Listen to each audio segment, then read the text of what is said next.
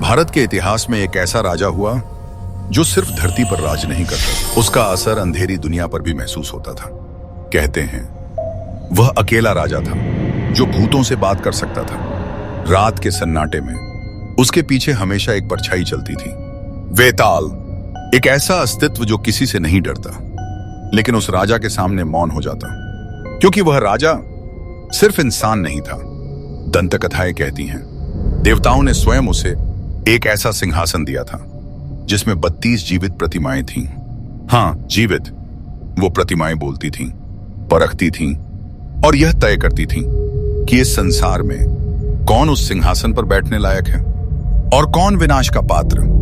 और उस सिंहासन पर बैठकर उस राजा को हराना असंभव था।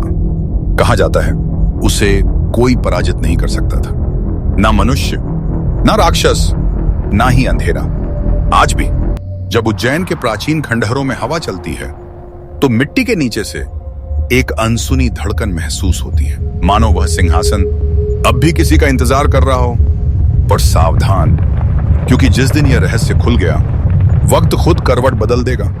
यह कहानी है उस अद्भुत और भयावह शक्ति की जिसका नाम है विक्रमादित्य।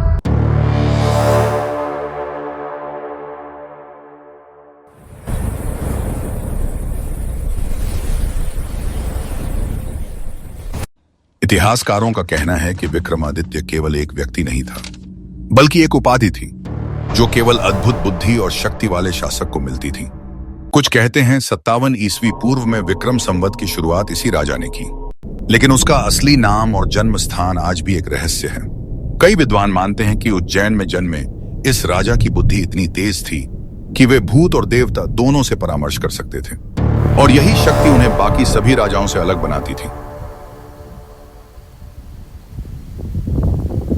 कहानी के अनुसार विक्रमादित्य को देवताओं ने एक विशेष सिंहासन दिया। सिंहासन में 32 जीवित प्रतिमाएं थीं। वो प्रतिमाएं बोलती थीं, परखती थीं और यह तय करती थीं कि कौन उस सिंहासन पर बैठने योग्य है। जो राजा लालची या भयभीत होता, उसे प्रतिमाएं अस्वीकार कर देती और सिंहासन भारी हो जाता। कुछ विद्वान कहते हैं कि यह केवल कथा है, लेकिन पुरातात्विक उत्खनन से मिले टुकड़े बताते हैं कि सिंहासन सच में अस्तित्व में था और यह शक्ति अब भी कहीं उस मिट्टी के नीचे सो रही है। विक्रमादित्य की बुद्धि और शक्ति केवल मानव स्तर की नहीं थी। कहानी कहती है कि वेताल उनके पीछे हमेशा चलता था, एक ऐसी परछाई जो किसी भी राजा को हरा सकती थी। वेताल हर रात राजा की परीक्षा लेता था, कभी मनुष्य की जिज्ञासा, कभी साहस, कभी न्याय की परख, और विक्रमादित्य हर बार सफल होता। इसलिए कहा जाता है कि उसे कभी कोई नहीं हरा सका। वास्तविकता या मिथक, यह रहस्य आज भी इतिहासकारों और विद्वानों के लिए चुनौती है। सम्राट विक्रमादित्य के निधन के बाद एक ऐसा घटना घटी जिसे इतिहास आज भी समझ नहीं पाया। वो दिव्य सिंहासन जो देवताओं द्वारा दिया गया था, अचानक रातों रात धरती के भीतर समा गया। किसी ने कदमों की आहट सुनी, किसी ने तेज हवा की गर्जना, और किसी ने कसम खाई कि उसने मिट्टी के नीचे जाते हुए उस सिंहासन की हल्की नीली चमक देखी। सदियों तक अनेकों राजा, योद्धा और शासक उस खोए हुए सिंहासन को खोजने निकले, लेकिन जैसे ही खुदाई शुरू होती, अचानक अकाल पड़ जाता, जानवरों का अजीब बर्ताव देखने को मिलता और जमीन के भीतर से अनजान आवाजें सुनाई देती, जैसे कोई चेतावनी दे रहा हो। कहते हैं वह सिंहासन केवल एक ही राजा के लिए बनाया गया था, वो जो बुद्धि, साहस और न्याय तीनों का धनी हो, और जो भी इसे छूने की कोशिश करता, उसके सामने प्रकृति खुद रूप बदल लेती। कभी धरती कांपती, कभी अचानक तेज आंधी उठती, और कभी हवा में किसी अदृश्य शक्ति की मौजूदगी महसूस होती। इसीलिए उसे फिर कभी बाहर नहीं निकाला जा सका, और उसके साथ ही एक ऐसा अदृश्य श्राप भी दबा रह गया जो उस शक्ति का रक्षक था और जिसे आज तक कोई तोड़ नहीं पाया। आज उज्जैन और आसपास के प्राचीन खंडहरों में लोग दावा करते हैं कि सिंहासन अब भी मिट्टी के नीचे मौजूद है। कुछ कहते हैं कि रात में वहां अजीब ध्वनियां सुनाई देती हैं, कहीं हल्की रोशनी झिलमिलाती है, और कभी कभी हवाएं ऐसी चलती हैं कि लगता है कोई देख रहा है। विक्रमादित्य केवल एक राजा नहीं थे, वह एक रहस्य थे, एक शक्ति थे, और एक ऐसा नाम है जो आज भी इतिहास और मिथक के बीच विचरता है।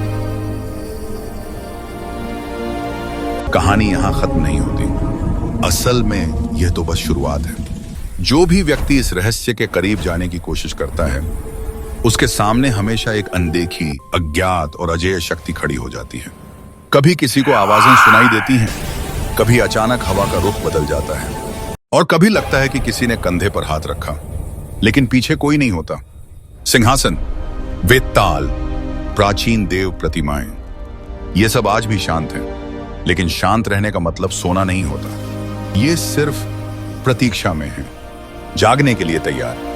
और सबसे बड़ा सवाल यह है, इतिहास में ऐसे शक्तिशाली राजा पहले भी थे, बहुत थे, लेकिन उनका नाम, उनकी शक्ति, उनके रहस्य क्यों हमें नहीं बताए गए?